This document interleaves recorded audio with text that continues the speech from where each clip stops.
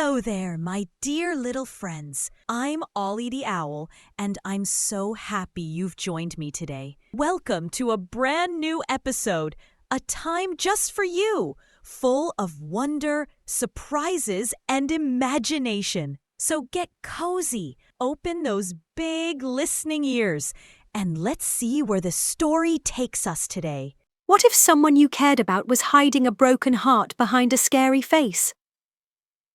Beauty had made a promise to stay with the Beast in his magical castle. At first, she was afraid, but as the days passed, she saw the truth. The Beast was gentle, kind, and very lonely. He gave her books, music, and friendship. And little by little, Beauty began to care for him. But when she leaves to visit her family, something terrible happens. Now, Beauty must make a choice.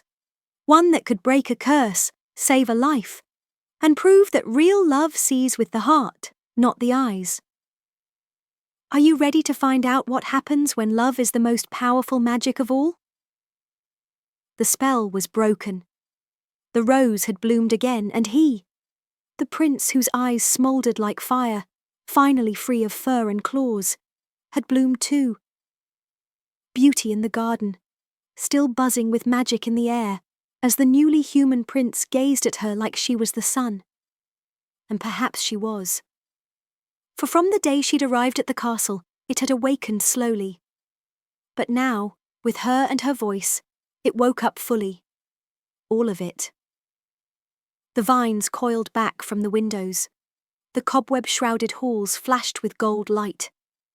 The bell rang out sweet chimes that danced across the floor. And Beauty smiled. But magic is only the start. Happily ever after isn't so simple. It's something you build, day by day, moment by moment. And that was what they had now to build. The prince, no longer Beast, lurched slowly, uncertain in his new form. His hands no longer had claws on them, but still trembled when he played the harp.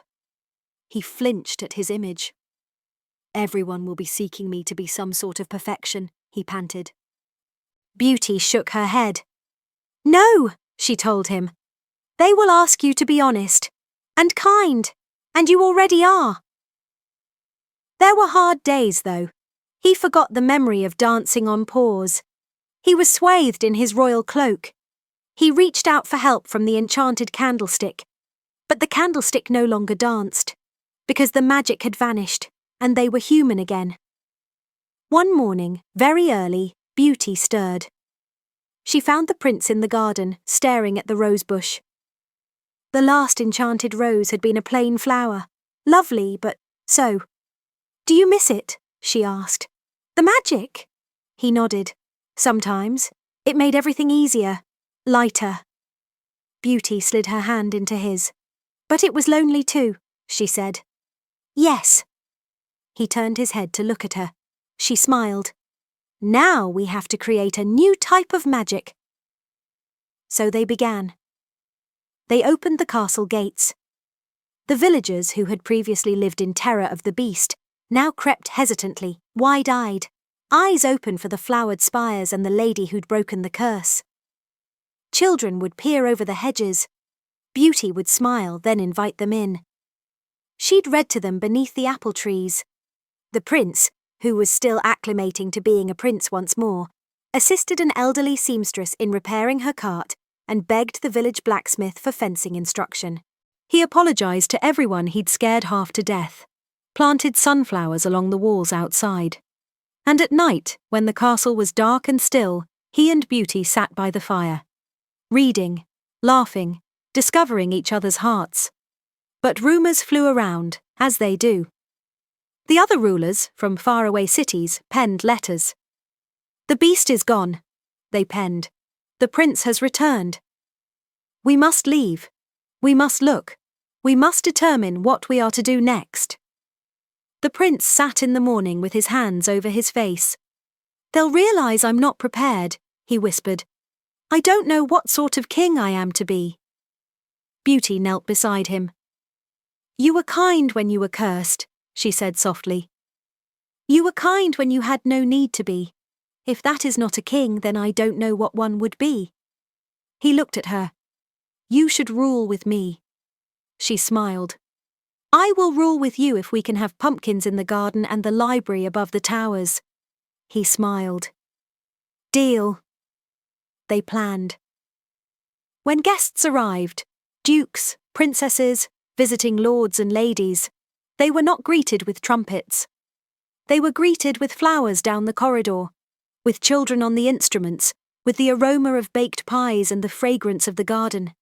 Beauty stood tall, head held high, her costume simple but lovely. And what of the prince? He greeted them not in pride but in welcome. He took them to the garden where roses bloomed again. He took them to the witch who cursed the kitchen, to the gardener who sang lullabies to the vines, and to the girl who shattered his world, who still carried the first rose he gave her, pressed between the pages of her beloved book. One evening, when the guests were all gone and stars shone bright above, Beauty and the prince walked hand in hand along the empty orchard. Do you miss it? He asked. The adventure? The magic? The magic? Beauty looked up towards the sky. No, she said, because it never did go away. She nodded at moonbeams on the fountain, at petals drifting like snow from the trees, at lightning bugs blinking like lanterns. See? She panted. It's all here still. We just had to learn how to look for it without the glint.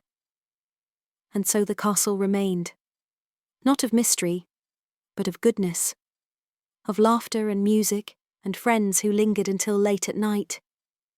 Beauty's father stopped by often. He read to the children while she poured blackberry tea. The prince taught little children how to whittle wooden monsters. And now and then in the evening, Beauty would happen upon the prince sitting beside the rosebush gazing, smiling, and for once, he did not wait to be rescued. He merely gave thanks, grateful that a while before someone had been courageous enough to look past the snarl and the fur, and glimpse the heart beneath. The end.